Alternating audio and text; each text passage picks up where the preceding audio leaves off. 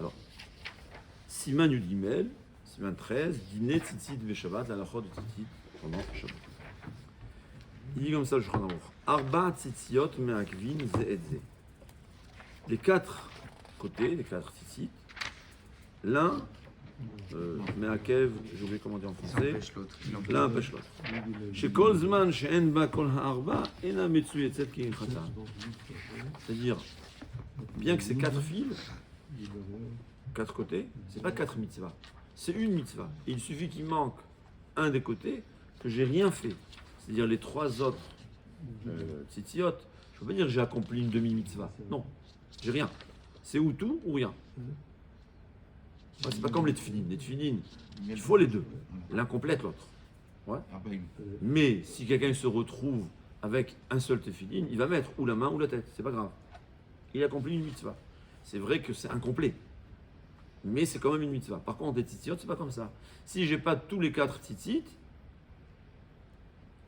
c'est pas valable.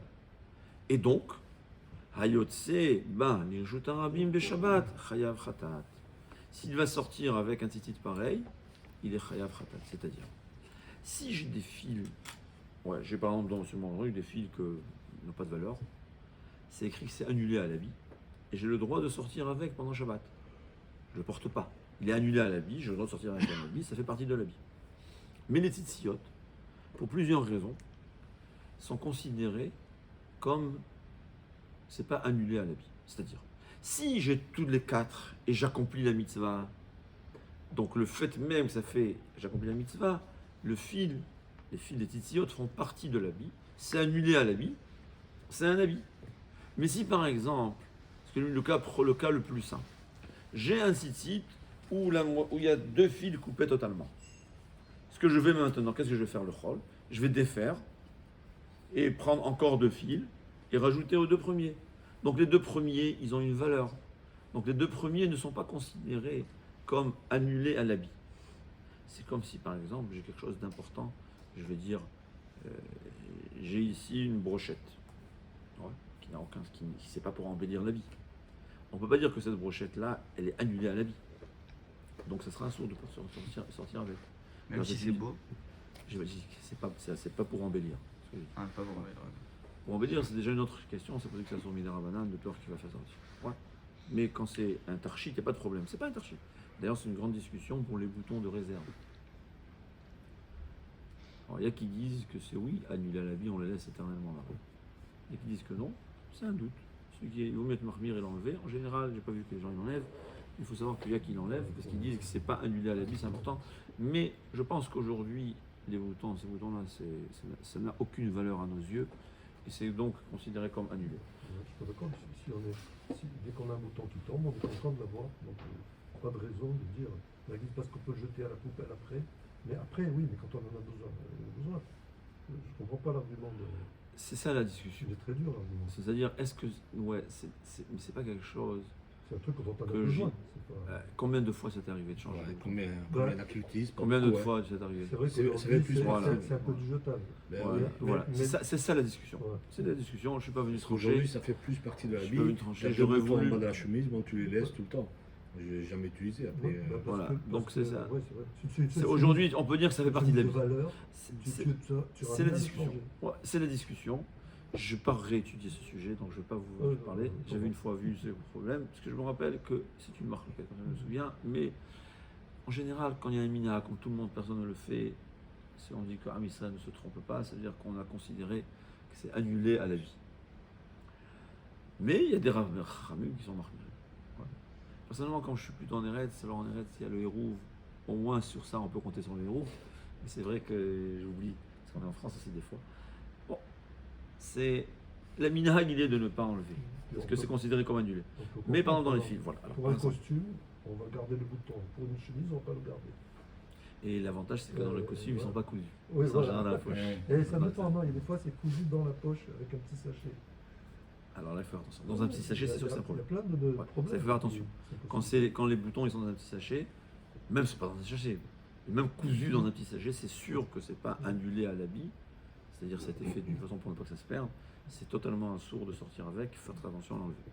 Ouais, les costumes neufs en général, première des choses, c'est enlever les boutons parce qu'il y a un risque. En tout cas, les fils, la même chose. Il y a qui disent que la raison pour laquelle le fil n'est pas annulé, c'est que d'après cette raison-là, c'est seulement si j'ai l'intention de défaire et de réutiliser. Mais si par exemple mon tzitzit il n'est pas saoul, je veux le jeter, c'est possible que c'est permis. Il y a qui permet. Et les raisons ne sont pas claires. C'est la raison pour laquelle, dans tous les cas, on interdit. Il y a qui disent que le fait même que le tzitzit, il est important. Et il ne sert pas de mitzvah actuellement. Si on parle des trois, c'est-à-dire, il y a qui disent que le problème, c'est avec les fils pas saouls. Ouais. Il y a qui disent que non, le problème, il est avec les fils cachers. Que les fils cachers sont de valeur. Et puisqu'on n'accomplit pas la mitzvah, tu ne peux pas considérer qu'ils sont annulés à la vie. Dans quel cas je peux dire qu'un fil de tzitzit, il est annulé à l'habit s'il m'aide à faire la mitzvah? Mais s'il ne m'aide pas à faire la mitzvah, c'est pas annulé à l'habit. Personne ne peut trancher dans les raisons. C'est la raison pour laquelle, dans tous les cas, on n'a pas le droit de sortir avec un tzitzit pasoul. Dans le cas où c'est un kétalit qui est seulement midé rabanan, c'est quand même permis. Parce que accomplir une mitzvah de rabanan, ça fait noy mitzvah, c'est embellir la mitzvah, embellir l'habit. Et donc c'est sûr que c'est annulé à l'habit et c'est permis. C'est clair? Le Shulchan Aruch, il veut dire que même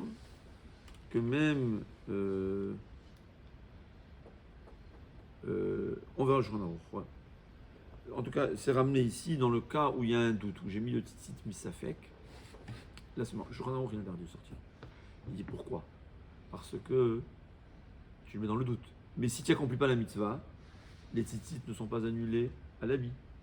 Et donc, c'est comme ça. Mais il faut savoir que beaucoup de poskim permettent. Beaucoup de poskim, en comment trancher quand le Shulchan Aruch l'interdit, d'autres poskim me permettent. Ça, chacun demander à son rav. Mais il y a qui disent que non. Dans le cas où j'ai mis misafek, puisque je veux laisser comme ça éternellement cet habit, par exemple, j'ai un doute, est-ce que cet habit, quand c'est ouvert à moitié, c'est misafek. J'ai un doute, est-ce que je me le tzitzit ou pas? Donc je l'ai mis misafek. Je suis donc dit, puisque selon ceux que je exemptais, c'est Otsa'a, c'est Asso. Mais il y a d'autres qui disent, ne sont pas d'accord avec le Yosef, ils disent de toutes les façons, j'ai l'intention de le laisser là-bas tout le temps, éternellement, c'est sûr que c'est annulé. Comment faire? À chacun de demander son rave. Moi, personnellement, je ne le mettrai pas, étant donné que le Shulchan Aruch, il interdit, le Bet Yosef interdit. Saïf Bet, imi metsu yetzet ki ilchata, si les tzitzit sont kashers, comme la halacha, mutar la tzet balir reshut harabim, on a le droit de sortir avec dans le reshut harabim, ben talit katan, ben talit gadol, que ce soit le grand ou le petit, afil ou bismanazé, shenan techelet, bien qu'aujourd'hui on n'a pas le techelet, c'est quand même permis. Pourquoi? Parce que la Gemara a dit que le techelet n'est pas une condition pour accomplir la mitzvah. Ça veut dire, c'est vrai que la Torah nous dit qu'il faut mettre techelet, mais si on n'a pas de techelet, au lieu de 2 fils de blanc, 2 fils d'azur, on va mettre 4 blancs et on accomplit la mitzvah minatora. Donc c'est sûr qu'on peut sortir avec. Mais là, dit le Shulchan Aruch, Rak shelo yehe munach lo al ktefav. Ça c'est intéressant à savoir. Il y a qui mettent le talit comme une écharpe. C'est un problème parce que ça ne s'appelle pas un habit. Bien qu'il y a qui disent que là où tout le monde a l'habitude de sortir avec un talit sur le comme une écharpe, c'est une écharpe. Et donc ce sera permis. L'idéal serait de le porter. Il y a une contradiction dans le Mishnah Berurah. Des fois, il dit qu'il faut que l'habit recouvre la majorité de son dos. Il y a des fois, ils disent même qu'il suffit qu'il soit un peu sur son dos pour que ce soit considéré comme un habit et que ça sera permis. À mon avis, c'est une question d'habitude, comment on a l'habitude de le porter. Il faut que ce soit, qui s'appelle il m'habille. En tout cas, en général, on ne veut pas que ça dépasse. Donc on pourra mettre, il vaut mieux que ça couvre au moins, dans le doute, parce que je ne sais pas trancher, dans le doute, il faut que ça recouvre la majorité du dos. Moi, j'ai laissé une grande marge généreuse, ça s'appelle, c'est sûr que c'est un habit, sauf dans l'endroit où, par exemple, si à Paris, tout le monde sort avec le talit en tant qu'écharpe, j'ai vu qu'il y a qui permettent, parce que c'est déjà une façon de s'habiller. D'accord? Si un habit, il doit considérer comme un habit si je le porte d'une façon que tout le monde le porte. Mais si je le porte à ma façon, alors s'il me couvre réellement, il me couvre. Mais si c'est juste autour du dos, du cou, ça ne sert à rien. La cravate, par exemple, ça sera permis, parce que ça s'appelle un habit, c'est comme ça qu'on porte l'habit. Mais si je prends une ceinture et j'en fais une cravate, non. Parce qu'une ceinture, on ne met pas de cette façon. Et là, intéressant. Il dit, on n'a pas besoin de vérifier avant de le porter à Shabbat. Peut-être que le talit n'est pas cachère. On a dit que si le tzitzit n'est pas sous, ça s'appelle porter Shabbat. Alors normalement, est-ce que j'aurais eu besoin de vérifier le talit avant de le porter pendant Shabbat, de sortir de la maison? C'est-à-dire, je suis à la synagogue, est-ce que j'ai besoin avant de sortir, revérifier le tzitzit.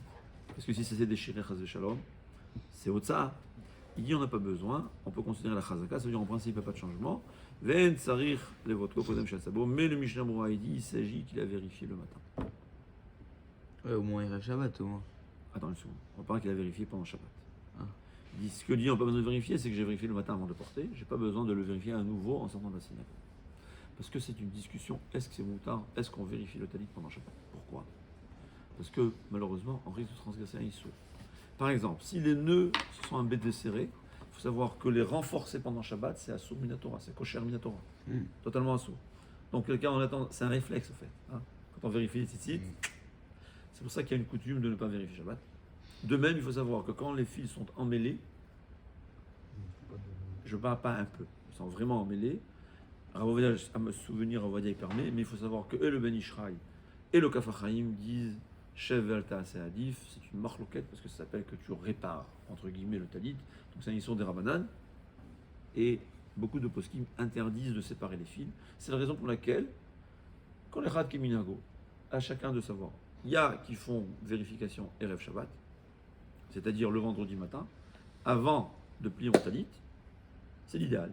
Avant de plier mon talit, je vérifie. C'est l'idéal. On parle du Gadol là? Du talit C'est Gadol? dans évidemment. Ouais. Et sinon, il y a des coutumes de vérifier Shabbat et des coutumes de ne pas vérifier. Il faut savoir que la raison de la coutume de ne pas vérifier Shabbat, c'est pour éviter le réflexe de transgresser certains issourim, à chacun de se conduire. Elou va elou divrei Elokim chaim, c'est à chacun sa coutume. Ouais. Mishnah Berurah dit de oui vérifier même Shabbat. Donc a priori, il faudrait vérifier. Celui que sa coutume est de ne pas vérifier, il faut savoir que la raison de sa coutume est pour ne pas risquer transgresser le Shabbat. Et donc, on peut continuer sa coutume. On va arrêter parce que c'est l'heure. C'est bon, combien de temps?